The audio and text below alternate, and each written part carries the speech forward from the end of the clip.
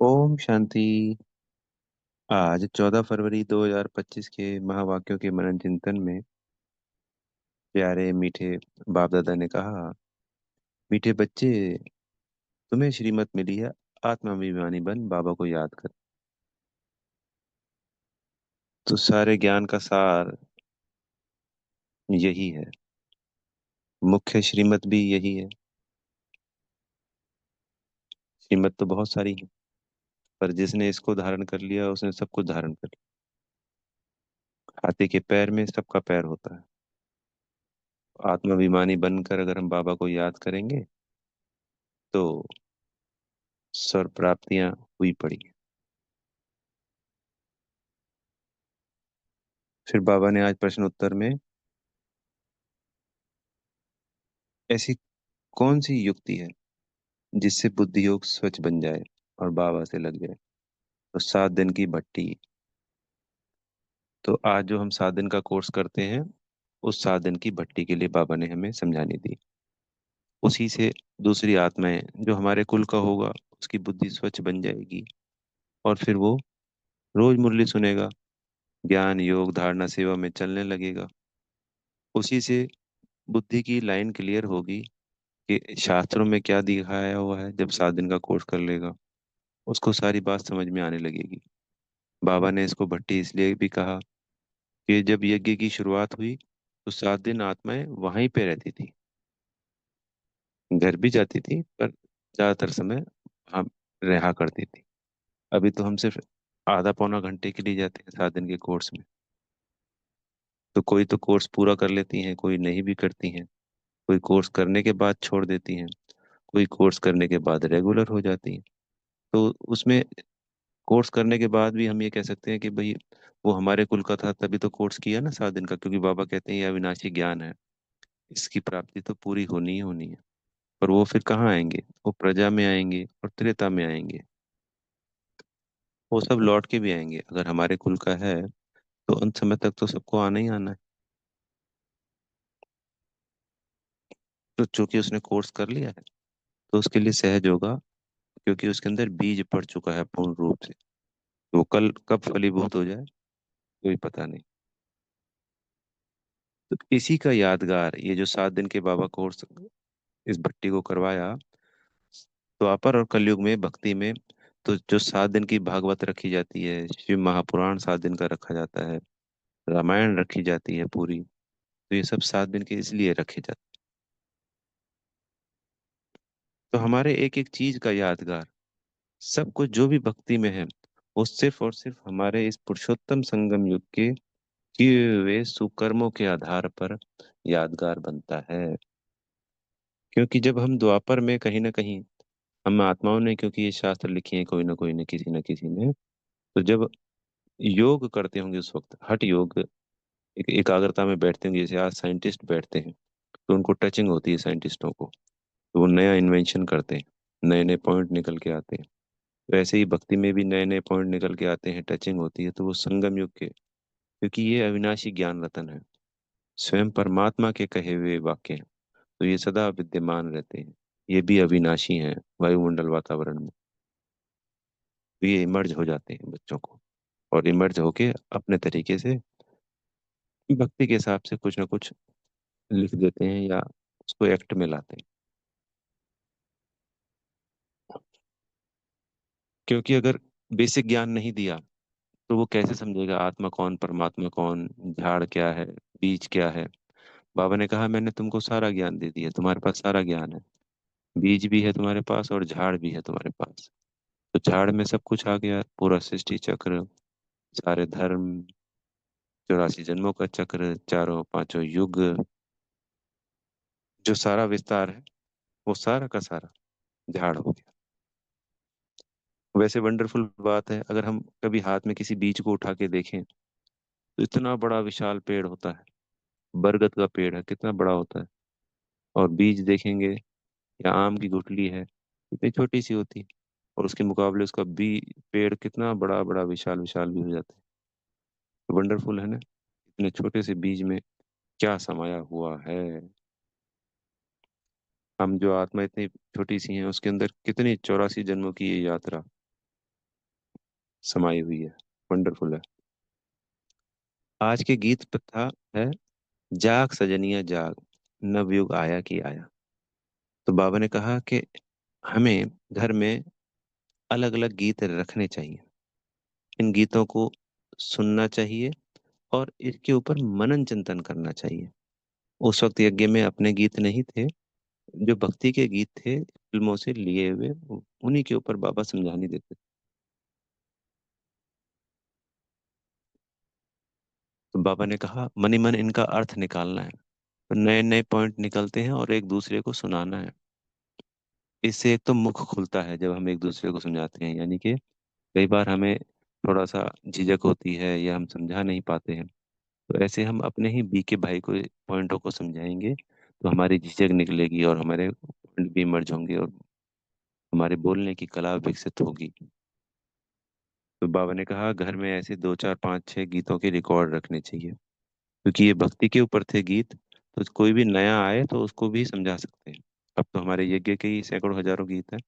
अब हमें कोई दरकार नहीं कि भक्ति के गीत सुने, पर अगर हम कोई गीत सुनते हैं अच्छी बात है, बाबा की याद में सुनना है। कई बार क्या होता है कि पूरे दिन गीत ही गीत सुनते रहते हैं, आदत होती है म्यूजिक सुनने की, तो उसमें बाबा याद नहीं आता है, तो हो गया टाइम की वेस्ट। हर चीज का सदुपयोग करना है और लिमिट में करना होता है। तो कभी जैसे उदासी आती है, दिल से कष्टपना हो गया, तो हम गीत सुनेंगे तो वो दूर हो जाएगा। उस गीत में हम बाबा के संग सुनेंगे, बाबा की याद के संग सुनेंगे, तो हम आत्मा भरपूर हो जाएंगी और उसका सुफल भी हमें मिलेगा, प्राप्तियां भी होंगी। और सिर्फ गीत ही सुनते रहे और कुछ भी याद नहीं किया, तो वो सिर्फ समय की वेस्टेज हो गई। क्योंकि हमें साइलेंस में जाना है।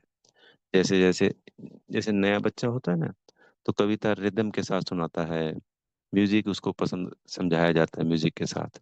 पर जब बड़ा होता है तो कैसे, कविताएं थोड़ी होती हैं, कोई म्यूजिक थोड़ी होता है, फिर तो सिर्फ पढ़ाई होती है।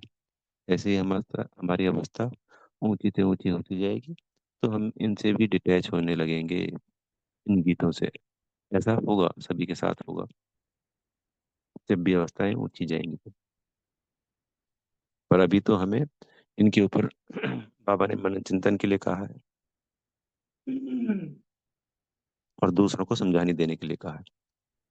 बाबा ने कहा कि जो हम बच्चों की बुद्धि में है, मूल वतन, सूक्ष्म वतन, स्थूल वतन, तीनों काल, तीनों लोकों का, पांचों युगों का सारा राज चमकता है हमारी बुद्धि में। इस राज को हमें स्वतः चक्र के रूप में घुमाना है, याद करना है।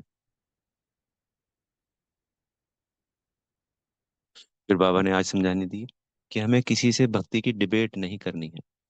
अगर डिबेट करेंगे तो कहीं तो मारकूट भी होने लग जाती है, तो मारकूट वाला काम तो करना ही नहीं, हम तो डबल अहिंसक ब्राह्मण हैं। बाबा ने आज भी इसके लिए कहा, काम कटारे भी नहीं चलाते और किसी को मुख से भी दुख नहीं देते, तो हाथ तो चलाने की बात दूर है। क्योंकि बाबा ने कहा कि तुम एक तर्क दोगे, एक समझाने दोगे, तो वो उसी पॉइंट पे 10 तर्क 10 समझाने देगा सामने वाला। क्योंकि जो झूठ होता है, क्योंकि भक्ति के अंदर जो भी है वो रॉन्ग है, उसका कोई सर पैर नहीं है, वो दसों दिशाओं में दौड़ता है जिसका सर पैर नहीं है। तो झूठ है ना अनेक होते हैं और सत्य एक होता है। तो जो चीज रॉन्ग है और जो अनेकों में है, वो उसके पीछे बिना किसी तर्क के, बे लॉजिक के, सिर्फ शास्त्रों में लिखा होने के कारण अनेक अनेक पॉइंट बता देते हैं। जबकि हम ज्ञान के आधार पर तर्क की रीति से बात करते हैं। तो बहुत लंबी लंबी आर्गुमेंट चर्चाएं नहीं करनी होती है, ये बार बार रेगुलर है, बाबा भी मुरली में बता रहे हैं और इस मुख के द्वारा भी बाबा समझानी देते हैं।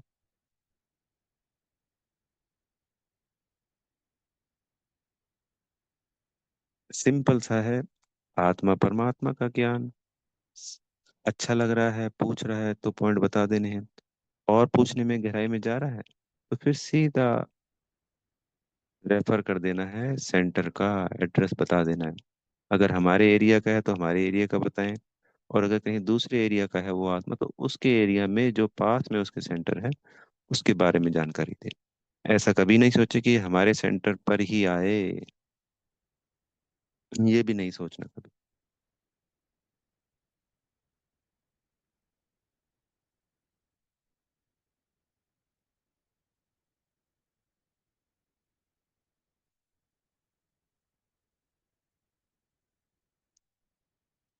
बाबा ने क्लियर किया। ये सबको क्लियर करना है कि भगवान एक शिव बाबा ही है। जैसे अभी आर्गुमेंट की बात करी, तो सबको मैसेज इतना ही देना होता है, मुख्य बात कि अपने को आत्मा समझना है तो आत्मा का ज्ञान दे दी, और शिव बाबा को याद करना है। वो माने और नहीं माने, हमें ये सिद्ध नहीं करना है कि यही राइट है और वो माने ही माने। तो हमारे को इन चीजों से बचना है। तभी बाबा ने इस यज्ञ की सारी अ, जिम्मेवारी, बाग दौड़ या निमित्त बनाया माताओं बहनों को, क्योंकि वो ज्यादा ना आर्गुमेंट करते हैं, और जैसे कोर्स करने आते हैं तो सामने वाला अगर कुछ कहेगा भी तो वो चुपचाप रहेंगी, सहन शक्ति बहुत ज्यादा होती है। अगर भाई भाई को समझाता है तो फिर बहस हो जाती है, आर्गुमेंट हो जाती है, और मार कुटाई भी हो जाती है, जैसे बाबा ने आज मुरली में बताया। तो उधर बहन भी शांत हो गई, सामने वाला भी रिगार्ड करता है माताओं का, बहनों का। इसी वजह से ये यज्ञ आज इस मुकाम पर है, और अंत तक बेहद की हर एक आत्मा तक ये मैसेज पहुंचना ही पहुंचना है।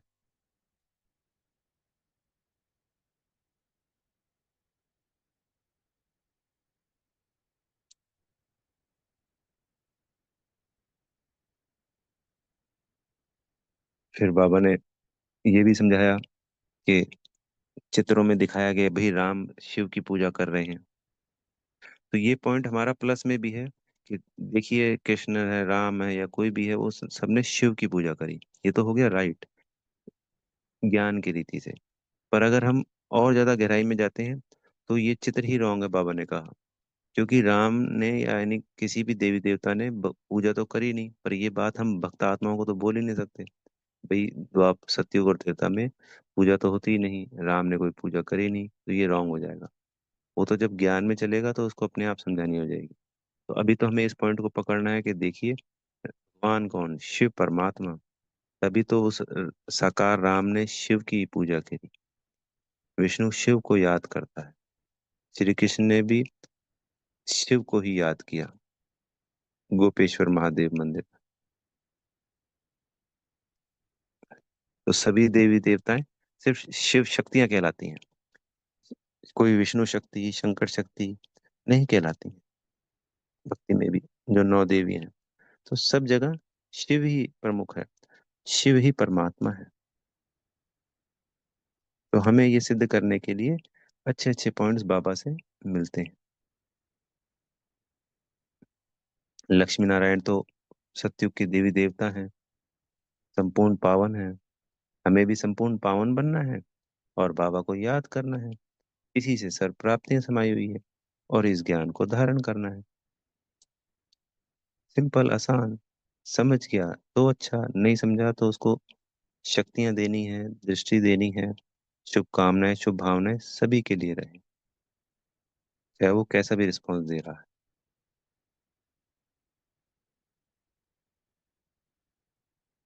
फिर बाबा ने साक्षात्कार का कहा कि शुरुआत में संदेशी को और गुलजार दादी जी को बहुत साक्षात्कार हुए, और जो द्वारिका डूबी तो इसका भी कोई साक्षात्कार कराया होगा। वहां बच्चे कैसे जन्म लेते हैं, बाबा ने कहा ये भी साक्षात्कार कराया हुआ है। अभी ये पार्ट बंद है, पर अंत में बहुत तीव्रता के साथ ये सब साक्षात्कार सभी को होने ही होने, क्योंकि सबका क्या पद पोजीशन पाया है उसका भी साक्षात्कार होना है, और अपने साथ वालों का भी हमको साक्षात्कार होना है। और फिर बाबा ने कहा कि जो सर्विस करते हैं वो उच्च पद पाते हैं, और जो डिस सर्विस करते हैं, दो दशा बताई बाबा ने। एक तो बृहस्पति की महादशा, ये है बेहद की दशा, वो जन्म कुंडली वाली नहीं। हमारी जन्म कुंडली उसी दिन खत्म हो गई, पुराने जन्म वाली, जिस दिन हम बाबा का बच्चा बने। बाबा का बच्चा बनते ही हमारी नई जन्म कुंडली तैयार हो गई, जैसे बच्चा पैदा होता है। तो ये हमारा मर्जीवा जन्म है। तो जिस दिन हम बाबा के बच्चे बने उस वक्त हमारी बृहस्पति की दशा चालू हो गई है। हम सभी ब्राह्मण बच्चों को सिर्फ एक ही दशा है, बृहस्पति की दशा। जो आत्मा यज्ञ छोड़कर ट्रैक्टर बन जाती है, यज्ञ की गिलानी करती है, बाबा की गिलानी करती है, उसकी हो गई राहु की दशा, बेहद की दशा। उससे वो फिर वहां जाके चंडाल बनता है, बाबा ने कहा।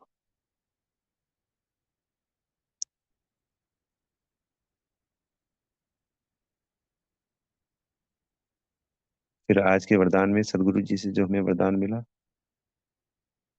माया के संबंधों को डाइवोर्स दे, बाप के संबंध से सौदा करने वाले मायाजीत मोहजीत भाव। तो हमें ये ध्यान रखना है, स्मृति से यानी बुद्धि की याद से सर्व संबंधों को और सर्व पुरानी बातों को, सौदे को कैंसिल कर देना है, यानी बुद्धि से निकाल देना है बिल्कुल। और सिंगल अकेले बनकर एक बाबा का कंपेनियन बनना है, एक बाबा को ही कंपेनियन बनाना है। बाबा ने कहा आपस में एक दो के सबके सहयोगी बहल रहना है, पर किसी को कंपेनियन नहीं बनाना है। हमारा कंपेनियन कौन? शिव बाबा। तो जब हम इन सबको एक मतलब कि सबको छोड़कर एक बाबा को कंपेनियन बना लेंगे तो माया से हमारा डाइवर्स हो जाएगा ऑटोमेटिकली। बाबा ने ये वरदान दिया। तो बुद्धि में किसी और की याद ना आए बिल्कुल, जरा भी। तभी हमारा मोह भंग होगा और सदा बाबा की याद रहे। अगर ऐसा करते हैं तो हम तीव्र पुरुषार्थी बन जाएंगे। और ऐसा हम नहीं कर पाते बुद्धि से, तो सिर्फ पुरुषार्थी रहेंगे और अंत तक फिर पुरुषार्थी ही रह जाएंगे। तो बाबा ने कहा जो नष्टो मोह बनते हैं वही विजय माला के दाने बनते हैं। तो स्लोगन में है, सत्यता की विशेषता से डायमंड की चमक को बढ़ाओ। तो हर बात में हमें सत्य तो मिठो नच, सत्यता का ही सहारा लेना है, चाहे फिर कोई भी बात क्यों ना हो। तो हम आत्मा की जो चमक है वो बढ़ती जाएगी। फिर आज के अव्यक्त महावाक्यों में बाप दादा ने कहा कि हर बच्चा अपनी एक रस स्थिति के द्वारा सदा आसनधारी, एकांतवासी, अशरीरी, एकता स्थापक, एक नामी, एक नामी का अवतार बन जाए संगठन में रहते हुए। क्योंकि बाबा पिछले कई दिनों से इस अव्यक्त इशारे में संगठन के ऊपर बड़ा फोकस कर रहे हैं।